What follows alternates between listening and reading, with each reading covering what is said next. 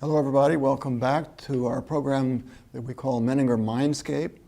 I'm Dr. John Oldham, the Chief of Staff at Menninger Clinic, and it's wonderful to have as our guest today Dr. Peter Fonagy. I had a chance to interview Peter in another program that you may have seen, where we had some very interesting discussions about some healthcare initiatives in England. Today we're going to talk about some of the very fundamental and important contributions that Peter has made in the field of mental health and some of his help and consulting and advice to us at the Menninger Clinic and at Baylor. In case you didn't see the other program, let me just mention that Peter is the Freud Memorial Professor of Psychoanalysis and head of the Research Department of Clinical, Educational and Health Psychology at the University College London, or UCL. He has lots of other things, including a consultant to our Child and Family Program here at Menninger, and has been consultant actually for many years. How many years, Peter? Oh, I don't know. It's getting closer to 20. Closer to 20. Yeah. So he was very, very active in helping Menninger when it was located at Topeka, and has continued with us, and we're delighted that he has. Peter is a pioneer in lots of areas. One particular area closely associated with Peter is mentalization-based therapy and an approach to working with patients under the heading of mentalization, which he's developed with his colleague Anthony Bateman. Before I ask you, Peter, to tell us a little bit about that, I do want to mention one other thing, which is Peter gets lots of honors, but recently has had a really remarkable one conferred, which is that he's been recipient of the Order of the British Empire, or OBE, which was conferred by the Queen, and congratulations. Thank you very much. So one of the things particularly of interest in connection with mentalization is the attachment process, and Peter's been very interested in child development and adolescent development. So talk to us a little, Peter, about how you got focused in the developmental process on what you refer to as mentalization, how you would describe that, and then we'll focus a little bit on our adolescent treatment program here. I mean, mentalization is form of social cognition that involves understanding other people's behavior in terms of mental states and one's own behavior into mental states. That capacity develops in the context of attachment relationships for most of us in early childhood.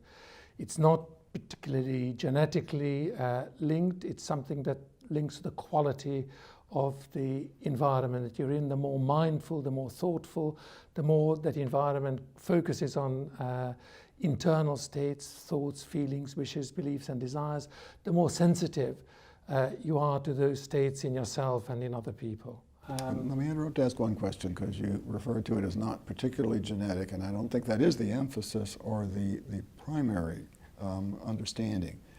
But temperament and genetic differences may play a role.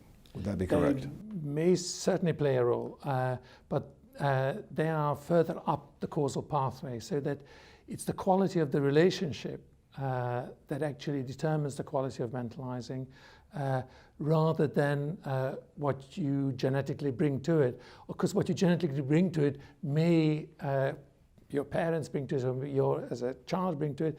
You may be a difficult person who's very difficult to understand, and your parents struggle to understand you, which would undermine your capacity to develop mentalizing. But some kids with genetic predisposition to all kinds of abnormalities, psychological abnormalities, actually become resilient to that, partly because the capacity of the parents to look after them in a thoughtful and mindful way. So it's an interactive process and a developmental one. It's an interactive and developmental one, which is emerges. It's one of the most fundamental of human capacities, and it emerges gradually over the first years of life, and actually doesn't end in development now, we know, until 25. It goes through a bit of a choppy period in adolescence, and we've all noticed that our adolescent kids have difficulties in understanding us and perhaps understanding themselves fully. So we've shared notes about that, yes, in terms exactly. of both of our kids. Once you've been through adolescence yourself, and then go through a few times with your kids, you know. However, because of that, I think it's incredibly important for us to help adolescents through this difficult time, and they're trying to think about mental states in a slightly more complicated way because of the maturation of the prefrontal cortex in that period.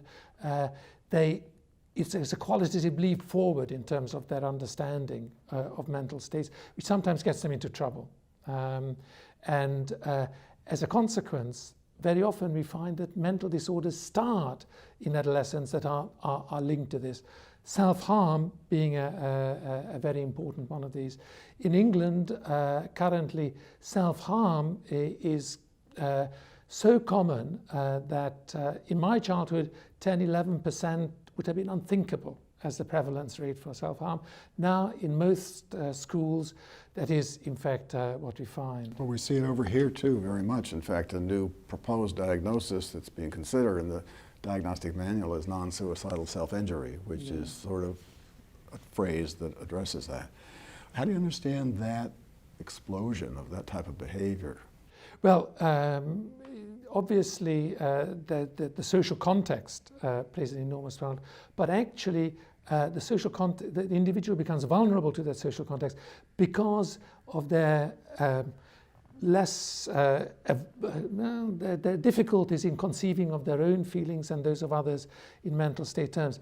The entire mentalizing concept actually arose out of studying adolescents with diabetes who managed their diabetes very poorly, insulin-dependent diabetes very poorly, because their thoughts and feelings found their way into the way they managed their diabetes.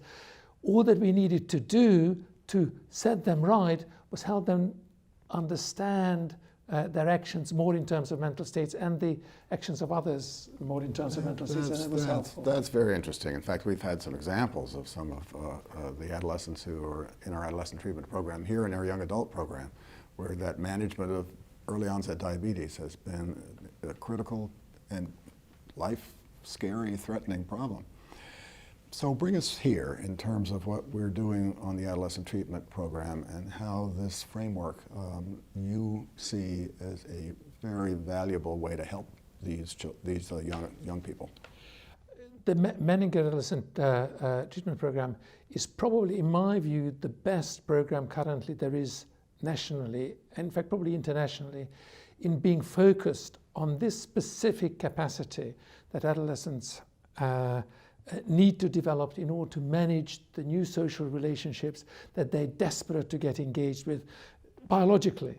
But because they come to these relationships with perhaps some vulnerabilities in terms of mentalizing, they get into all kinds of turmoil in trying to understand others, in trying to understand themselves in relation to others, helping them with these interpersonal problems, helping them mentalize better in a focused way, sets them on the right track.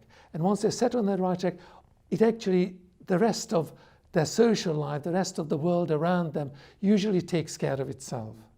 So what the ATP does in a brilliant way is to help adolescents in this crisis, in a crisis of self-understanding, a crisis of understanding others, put them on a good track and actually find in general that then development takes its course once they're over this little hurdle. Well, one of the advantages, I think, of the kind of treatment that the ATP program can provide is an interprofessional intensity of treatment that involves many different experts with different kinds of skills, but it also involves time. So this kind of lasting, we hope, change isn't possible to do in a few days, I don't think. Would you agree? It is a capacity that takes 25 years to develop. When it's retarded or an individual runs into difficulty in relation to that, they need assistance. They need a little bit of physiotherapy, if you like, to get back on track. It takes a few months, but you can do it, and you can do it with incredible efficiency if you focus on it. What the ATP does is to take the young person's behavioral problems, look at it in the context of their mentalizing and interpersonal difficulties, set that in a community that focuses on enhancing everyone's mentalizing abilities, including helping the families understand their kid better and the kid to understand the family better. And this focus, I think, is so much more effective and so much more, as you say, something that sets the kid up for a more positive development and a more positive developmental path than a fixing of a particular behavioral problem. Because ultimately, it is the relationships that the kid engages in that will sustain them on a healthy path of development. Well, right, and one of the things that we're doing with the leadership of Liz Newland and Carla Sharp is we're hoping to learn about how these adolescents do after they leave. We have outcome studies where we're studying how they're doing while they're here, but then following them after they leave for at least a year if we can, to see if we can demonstrate that this kind of approach really does make a difference, and I hope that's what we see. And from the data that I've seen so far, I think you can make quite an important claim that the treatment that occurs here is more effective than treatments that I've seen in a number of other centres that use a more restrictive approach. Because what you guys do is to combine the behavioural and cognitive treatments that occur elsewhere in this framework, in this mentalising relational framework that see these kids in a good way for a long time to come.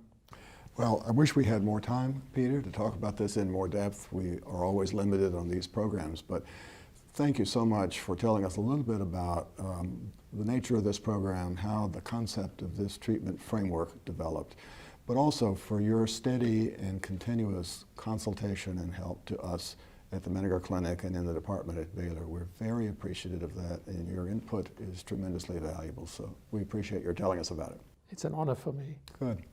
So thank you for joining us, and we'll look forward to seeing you again next time.